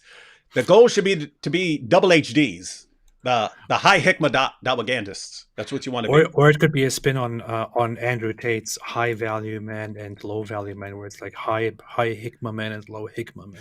Hey, you know, it's funny because I was mentioning that I think it's clear. I'd have to put the actual clips together, but I thought it was clear that Ali Dawah and Muhammad Hijab and so on, they're getting this from Andrew Tate, not the idea. I mean, the idea of secret second wives and so on, that's in their beliefs. But the idea that you could just sit women down and tell them, hey, if you want a high value man like me, you got to look the other way when I cheat. Right? He was doing that just from the perspective of clubbing. Hey, if I'm paying all the bills and you get to live in my giant house and ride around in my Bugatti, then keep your mouth shut if I'm cheating on you, or I'll replace you with someone who doesn't care and is fine with it and is happy riding the Bugatti and doesn't care if I'm cheating on the side, right? And so so these guys are doing the exact same thing. But it's very interesting because Tate in that context was saying, hey, if you want a high value man. And then in that Ali Dawah video, Muhammad Hijab refers to you want to talk about losers here? We got a high value man, but he's talking about it in the same way, a high value man. You've got from their perspective, it's high value Muslim. Look, we're out doing the Dawah. We deserve our extra women, and you should be fine with it. these people are such wild stuff, man. Smooth brain. These are fun times to be in. All right, let's see what he's got here. The one that has the most perfect attributes. He is completely unique and he is one. And what we try to do as Muslims is submit to and follow the guidance, the revelation that he sent us. All right, you got a problem? Surah 4, verse 65, we've been through this a million times. Our job is to submit to him. But Allah says, Surah 4, verse 65, you can only submit to him by obeying everything Muhammad decides. Yeah. And that's when you go to the hadith. And that's when you get the stuff about child marriage and all this other stuff. Secret second. Yeah, that's the other part. Surah 33, verse 21 says, Muhammad is your pattern of conduct. Guess what? Muhammad was messing around with his slave girl, Mary the Copt, in his wife Hafsa's bed, trying to keep it a secret. Then he wants Hafsa to cover it up. Then she doesn't. Then he swears an oath that he won't do it anymore. Then he breaks that oath and says Allah told him to break the oath. He gets revelations in the Quran about this. That's your pattern of conduct. So, sorry. So now you're just proving that Muhammad was a high value man. And super high value. It was based. Yeah. Hey, we should make a movie about Muhammad where he's like Andrew Tate. You know what I mean? Like, just bragging about how super high value he is. He's like the most high value dude of all time. Yeah. And instead of having a Bugatti, he has a Burak, the horse. You know? He's got a Camelak. What color is your camel? Yeah, what color is your Camelak? Yeah. And a very important aspect of that guidance is having the best character. As Muslims interacting with non-Muslims in the name of da'wah, in the name of calling people to Islam and teaching them about Islam, it's incumbent upon us to represent this religion through having the best of character. And we should relay the reality of what Islam... best of character according to Westerners, or best of character according to Muhammad, your pattern of conduct? Because living up to that pattern is pretty different than Mohammed, by his standards, by Mohammed's standards, best of character. Is about. It always has to come back to worshiping Allah alone, trying to learn about who Allah is, keeping in mind our purpose in life and the fact that Allah is going to resurrect us and we are going to be held accountable before him in the hereafter. Understanding that he sent prophets throughout time, and the last prophet he sent was the Prophet Muhammad, peace be upon him. And that the Quran is the final revelation that he sent to us and preserved for us. Have you noticed we're sitting here letting him do dawah on our channel? I wonder if anyone's like converting in there. Oh my goodness, I didn't know all this. Let me convert. I'm pretty sure a few people here have already converted by now. Yeah, they're like, yeah, we heard all that stuff about the avalanche of apostasy and about the child marriage and about the secret second wives. We're all horrified, but now he's saying, hey, it's oneness and we got to submit to God. And so, yeah, let's convert. You see, this is how Allah humiliates them. They are now making free dawah. Allah is making them do dawah because they're enemies of Islam. Hey, do you remember we posted a video and then like they ran like an Islamic ad and they were taken as like a miraculous sign? You see? Yeah. So I'm not making this up. Ali Dawah actually did this. He because of an Islamic ad on one of our videos. He because of those videos that we made together, those 3 videos about people joining Islam. Watch this before you join Islam or something like that. And there we had Islamic ads playing before the videos, and he made a response and he was like, this is a miracle. This is a sign from Allah. You see? So he humiliates them. He shows them. Yeah. It's not the algorithm saying, hey, lots of Muslims are people who are interested in Islamic topics watch these videos. Therefore, let's give them related ads. It's not that. It's a miracle of Allah exposing algorithm us. Allah, basically the same thing. Algorithm, the algorithm. Algorithm. The algorithm. Here we go. He may be guided by the Allahu Akbar algorithm. These are the types of things that we Muslims should be inviting to and teaching. And once the true message of Islam has been conveyed, it's up to you to accept it or reject it. If you reject it, then we slaughter you in the name of religion, and for us is our religion. We have not been sent to argue. Yeah, that's what you do. Yeah. That's what you do when you don't control the population. Yeah. All right. Yeah. We all know, Sajid, what happens when you control the population. Then that message changes. We all know what Muhammad did. Yeah. We all know what Muhammad did, what the caliphs after him did. We all know this, man. Yeah, when you are a small minority of the population and you invite someone to Islam and they say no thanks, then you say to you be your religion and to me be my religion. In an Islamic state, You can ask Ali Dawa what happens, because we already know. Yeah. Hey, look at this. Klaatu, Barada, Nikto. You don't even know what that's from, do you, AP? I have no idea what that is. No. Well, that's because I'm ignorant. You're too young. What is that from? That was from it was definitely an Army of Darkness. He had to go get this book, the Necronomicon. That's why I held up Sahih Muslim. He had to go get this book, the Necronomicon, and they told him he had to say these words before he picks it up, or he would release the army of the dead. Oh. And then he goes, he couldn't remember the words, so he goes, Klaatu, Varata, Nixo. There, I said the words, and it releases the Army of Darkness, and then he's like, okay, I didn't say every little syllable, but anyway, I don't know why someone's putting that there, but I've always wanted to do a video where I'm opening the Quran. Matter of fact, I have made a video where I said that while opening the Quran, but it'd be cool to have a Quran that looks like the Necronomicon. Yeah. Every day. But unfortunately, for quite some time now, this is what we find. And we find even amongst ourselves, Muslims debating each other for the sake of entertainment. That's Men true. and women sitting together, casually discussing topics that are really not a priority. Oh, wait a minute. Relevant to the vast What's that? I watched this video and I didn't even catch this part for some reason. I think I was busy with other stuff. I didn't even hear this part. He's clearly talking about that video. Yeah. I wasn't aware of this. So he's clearly talking about two things here, maybe more, but he's definitely talking about Daniel Hakikachu and the Ali Dawa Muhammad hijab discussion with the Muslim ladies about secret second wives. Yeah. Wow. Majority of Muslims, if not all of the Muslims, watching these conversations play out.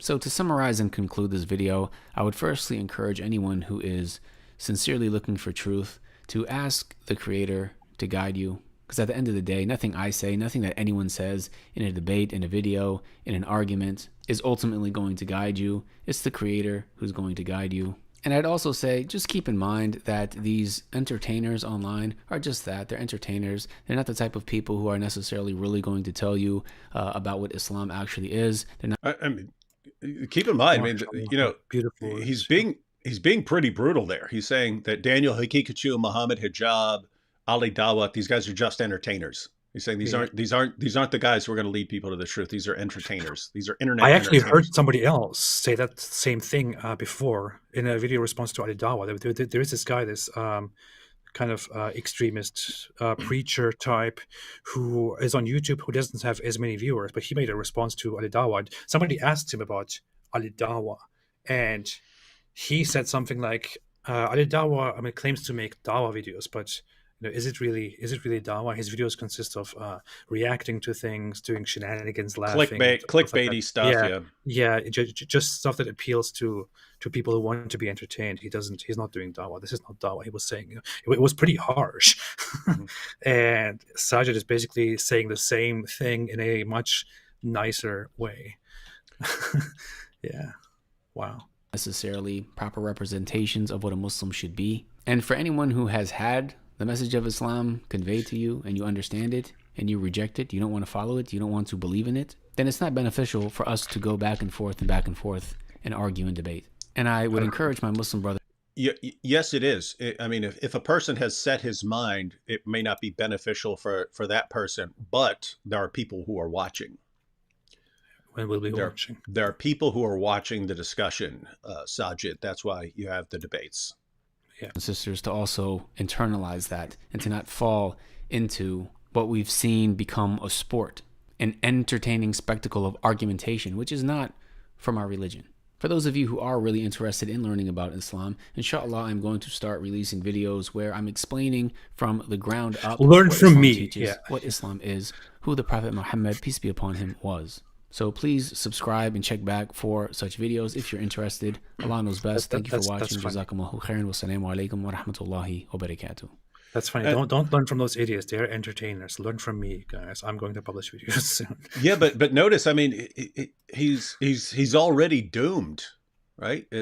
So you're just going to make your videos not being entertaining, not going on these not owning people, humiliating people, not dealing with these super sensitive topics that could be an embarrassment, not touching on any of those. It's like you're basically saying I'm going to become less and less significant over time, and all these other guys are going to blow up in popularity more and more until and I mean, think about this. I mean, this is Ali Dawah when he's just got 1 million subscribers, and he's doing this. Oh, we want secret wives, blah blah blah blah blah, right? And he's already saying it. What do you do when that guy's got 2 million, 3 million, 5 million, 10 million? What do you do when he's the most popular Muslim in history? This is gonna be awesome. What do you do then? Do you keep complaining on YouTube? He's just an entertainer. Okay, he's got 50 million followers at some point in the future. What do you do about that? I don't see a way out for these guys. Yeah, you're right on that. That's the whole problem. He points out that accurately points out that those people are just entertainers and they're not actually doing the constructive right thing, but they are getting all the views because they are appealing to the population. You are not, and apparently the whole stuff is boring. Yeah. So I just wanted to put everything together into context for people who. What context? Who cares about context? What's context? I'm saying once you understand what's been going on from the perspective of history, it's hard to figure out where to go from here. So here it is, ladies and gentlemen. Here's the entire history. So Muhammad originally came out when he was in Mecca, and he's preaching, "Hey, everyone, just believe in one God. Let's get rid of these stupid idols and stuff like that. One God." He did not. He was not remarkably successful preaching that message. Right? There were some people who converted. Monotheism was making an impression in Arabia during the time because of Jews and Christians and so on, and it was opening people's mind to considering monotheism as a serious possibility. And then all of a sudden, hey, there's an Arab prophet claiming to get revelations supporting this stuff, and he's talking about Abraham and Moses and Jesus and everyone. And so he did win some converts, not a ton. It was later. It was later after he moved to Medina, formed some alliances. Then the message changed to, hey, if you join me and you go out and fight for me in battle, then there are two possibilities. Either you survive the battle, either we win the battle and you go home with rewards and war booty and taking these captives home to your tent, or you die in the battle and then you go to paradise and you spend eternity deflowering virgins. That's when Islam blew up, right? That's when you start getting these piles, mountains and mountains and mountains of converts. But notice, ladies and gentlemen, notice, because this is what Sajid can't get his mind around. Muhammad preaching oneness, Muhammad preaching Tawheed was not very popular. Muhammad preaching, let's go out and get all these women as our war booty, take everyone's stuff, and then spend eternity deflowering virgins, which seems to be more in line with the version of Islam being spread by Daniel Hakikachu and Muhammad Hijab and Ali Dawah and so on.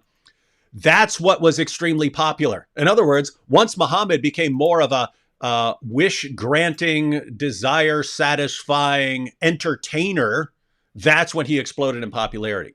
So that's that's built into it from very early on. So then you have centuries of Islam expanding through subjugating, right? So it expands out of Arabia. It goes across northern Africa up into Europe. It goes east all the way out to India and so on.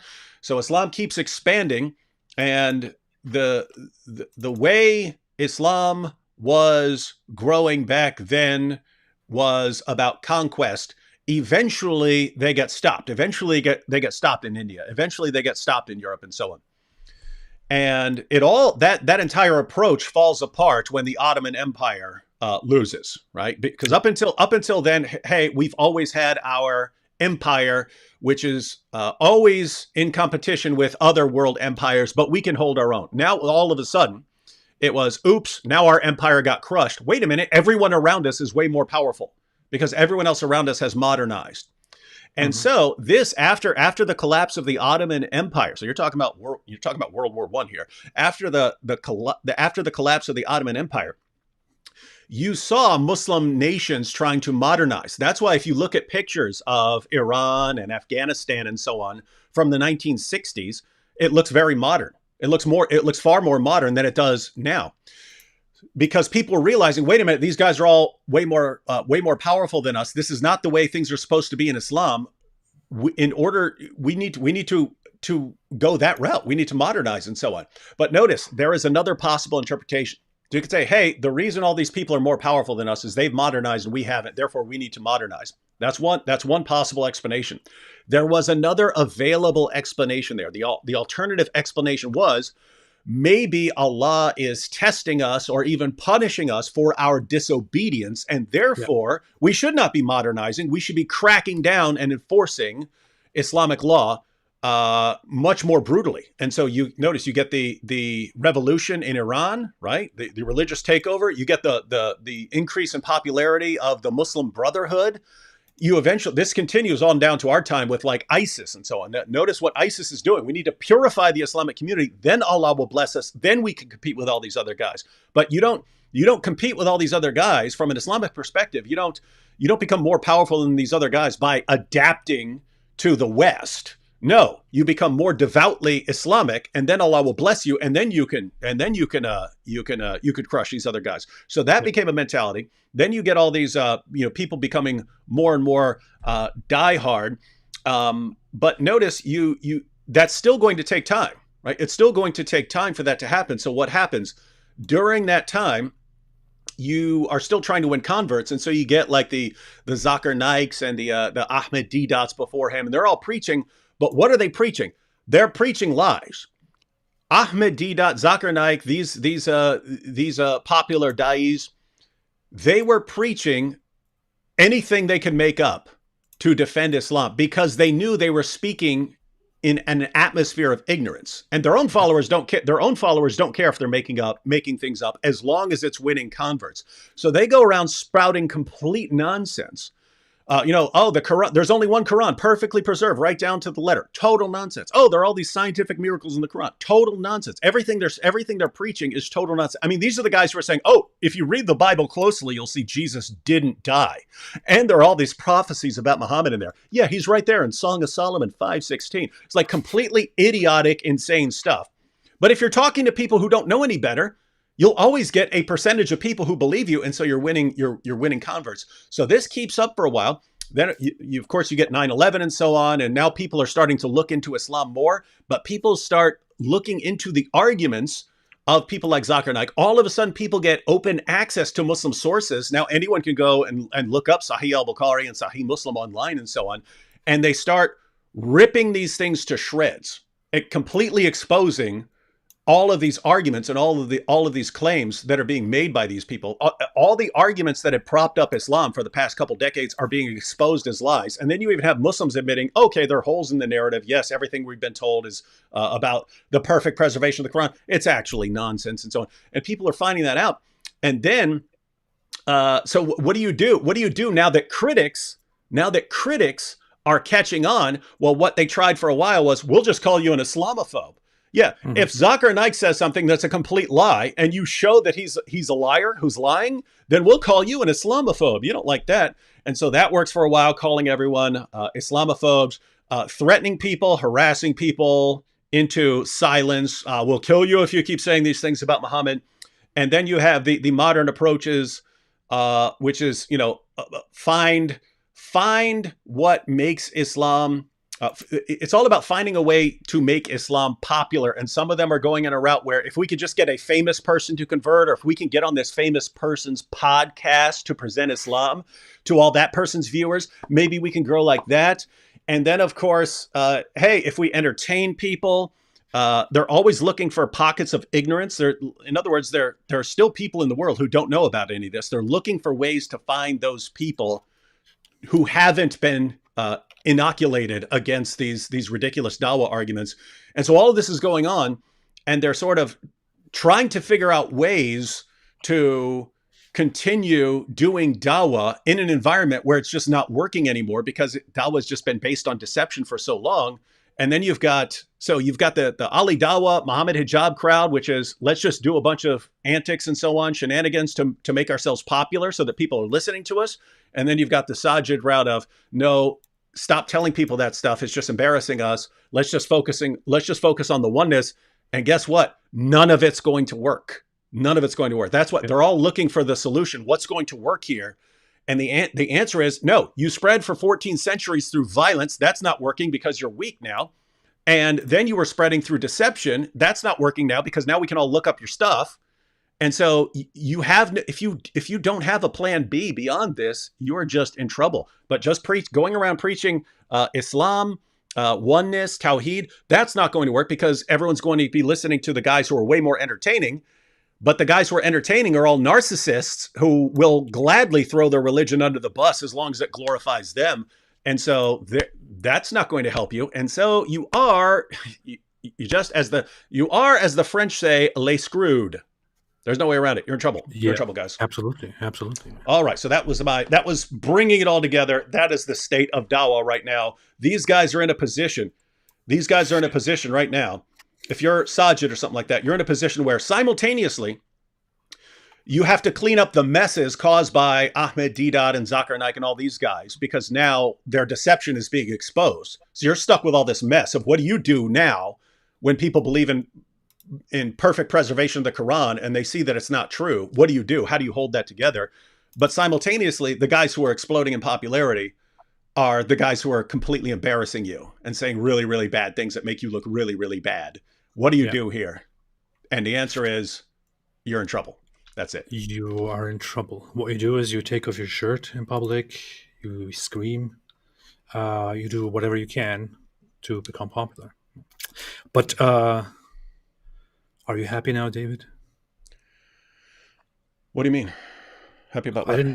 I didn't expect such a long lecture here.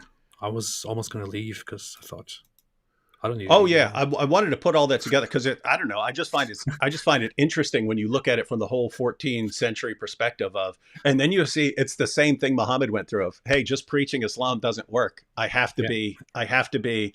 Guys, come here if you want to satisfy all these desires. Islam actually amplifies the desires and then only allows an Islamic way of satisfying the desire, and so you keep people in there. And of course it helps if you try to leave and they want to chop your head off. That's the best thing to do. Actually, it's the best thing you could resort to. Here's a question for you, AP. Before we. And pretty much that's what I wanted to cover. We got through the Sajid video. But here you have Nathan Clark. He says, real question here. How does one help a Muslim see the issue with the cognitive dissonance involved in the Muslim idea of how one gets to paradise?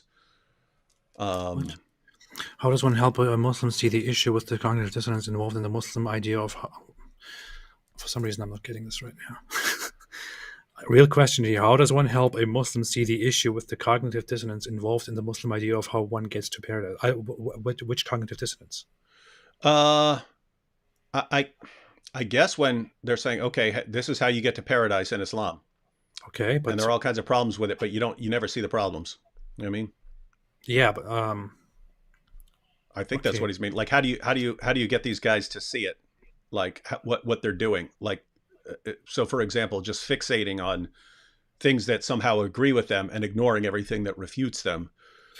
I mean, you could just continue trying. I don't know. I was kind of looking for just to see a conflict of ideas that cannot be reconciled with each other, and how to make Muslims see that. But this is a very, very, very vague question. I mean, it seems like what you just said is pretty much the same thing I would say. You just have to you have to keep at it, right? And understand that this can take years. If someone has been raised for years to believe something and you're saying, no, that's wrong, just showing, hey, here's one problem for you, probably not going to do it. Showing 3 or 4 problems, that might not do it.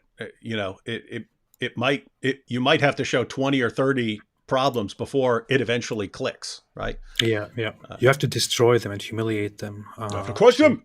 You have to own them. Yeah. And you have to say need a second. And you need a second wife. Yeah, second wife. You see, grapes. It's all grapes. Great babe.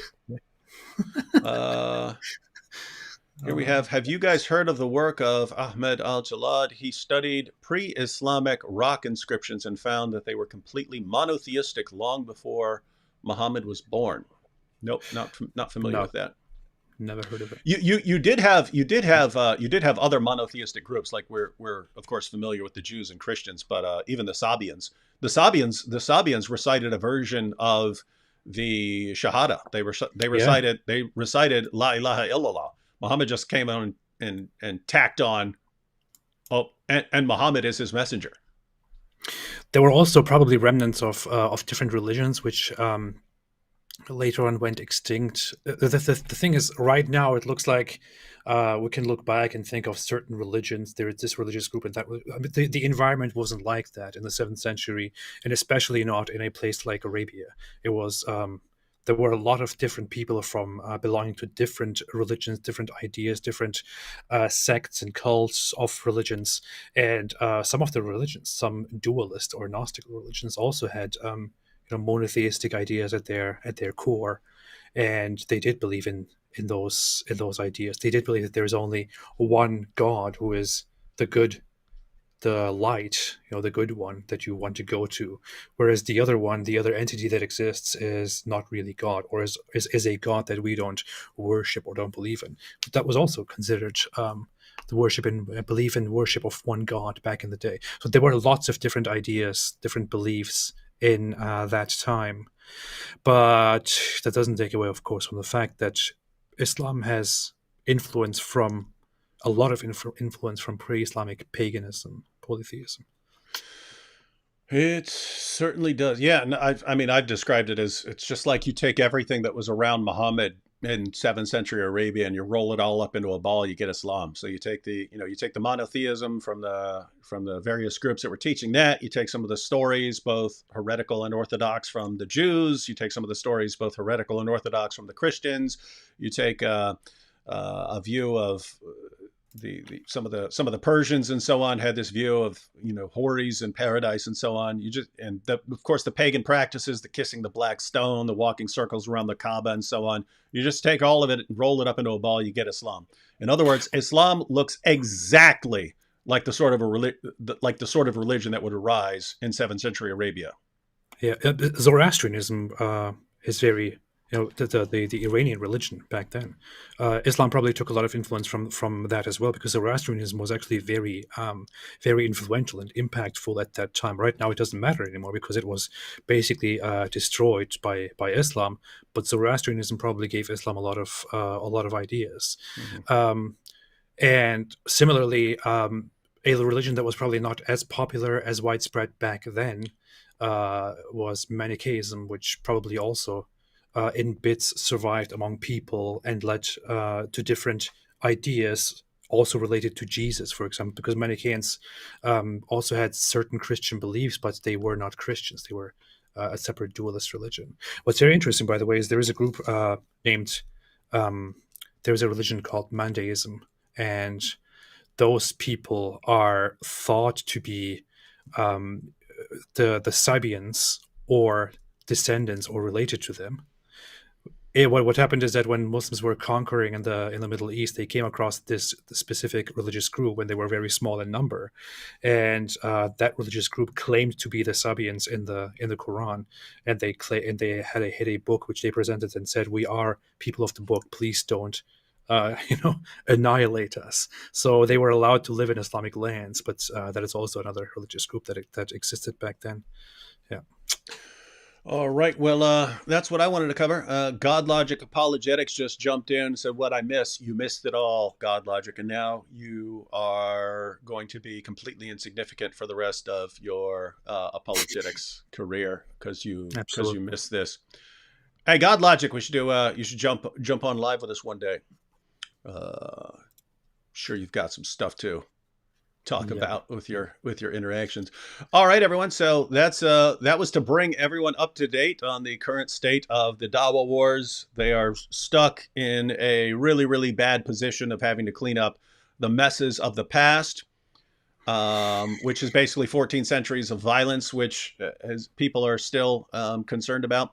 And then all of the propping Islam up through lies that you got from Ahmed Deedat and Zakir Naik, and then the ongoing messes created by the entertainment-driven Dawa community, and then poor people like Sajid who just want to take over the world for Islam, but can't do it because they're constantly being thwarted. That's a situation. And now Muslims around the world, because keep in mind, guys, you have plenty of Muslims out there who are just living normal lives and people who'd be, great neighbors and so on. They're looking at all of this and it's like, what do we do here? What do we do when these are the guys who are the public faces of our religion? And they're in a pretty difficult spot. And I'm a tactical genius, and I, for the life of me, cannot figure out any way out of this for them. Yeah. I want to add two things actually that are going on right now, just very briefly to reference them. We will actually talk about one of those issues on my next live stream next weekend. One of those issues is there is a Muslim woman who recently had a debate with Daniel Kikachu, and whom Daniel Kikachu attacked very brutally. Her name is Safia Sabrina or something like that. She just made a live stream in which she exposed. She went on on Andrew Tate's website and basically pretended to be applying for their PhD pimp course and their own. Yeah, it's called the pimping hose doctorate, PhD, pimping hose doctorate. Yeah, pimping hose degree, something like that. Whatever it is. Yeah. So she applied for that and waited for a message from them, and shows on a live stream, on a video, that that she gets a message from them, and the website tells them, the people who work for Andrew Tate tell them that she has to become part of the war room, which is on their website, to have access to the whole PhD, so pimping hose, and the OnlyFans package. And she, a Muslim woman who is very outraged by this Islamist attachment to Andrew Tate, is basically exposing there that while Islamists are praising Andrew Tate and while they're saying he's now a brother, let's forgive his past sins, Andrew Tate is still continuing his business of pimping and having an online porn business and running all of these things, and basically calling out all of the Muslim apologists that we talk about for their disgusting, hypocritical behavior. That's very, very interesting. And it's funny because like these guys are like they're Muslims in general, like this woman. They're in the same position that Sajid is in, right? They're looking, Andrew Tate is now the popular face of Islam. I don't want him to be the popular face of Islam because he's horrible and he has a horrible influence on people. So what do? Well, if you complain about it, you get attacked, like Sajid when he complains about Ali Dawa and so on. If you complain about it, you get attacked. But if you don't complain about it, what do? You just sit back and watch it happen. Like this is the only chance you have to deal with it, because these guys are just going to get bigger and bigger. But yeah, this is interesting because Muslims, look at Andrew Tate, he's the top G, he converted to Islam. And we look at it as like, have you seen the reasons he gave for why he liked Islam? It's because, hey, you still kill people over making fun of it, and you know how to keep women in check, and you'll just slaughter everyone who disagrees with you and so on. And it's like it's all the stuff we normally point out as problems for Islam. He looks at that and says, wow, that's the religion for me. Yeah. And so we point out Christianity is weak. Christians forgive. Muslims, they're strong. They kill people who offend their religion. That's why Islam is good. Yeah. So we point out, hey, look at this guy. Look at the horrible things he does, and they say, that was in the past. That's before he converted, and she's already exposed that. That. No, that's still going on. The Andrew Tate war room is still training people on how to turn girls, how to seduce girls and women into falling in love with you and then turning them into your webcam prostitutes. Yeah. You still get that training. So Andrew Tate is still making his money by that course. And so do not come, that was all in the past. No, that's still going on. Devout Muslim Andrew Tate is still training young people how to groom young women and to turn them into your webcam girls. Still training people to do that. So don't tell us this was in the past and that he's all cleaned up now. Don't give us that nonsense. What a wonderful Muslim brother. Yeah. All right, ladies and gentlemen. So, we will be back, Lord willing, on AP's channel and maybe talking about bringing everyone up to date on Andrew Tate. So Yep. we'll yep, see what yep. happens. Any And- final parting thought for everyone before we go, AP? If you can come up with an original thought.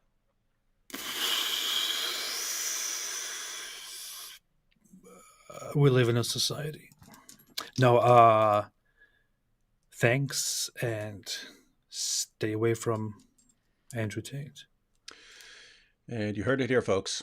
AP is a prophet, so he knows. And stay away from Islam.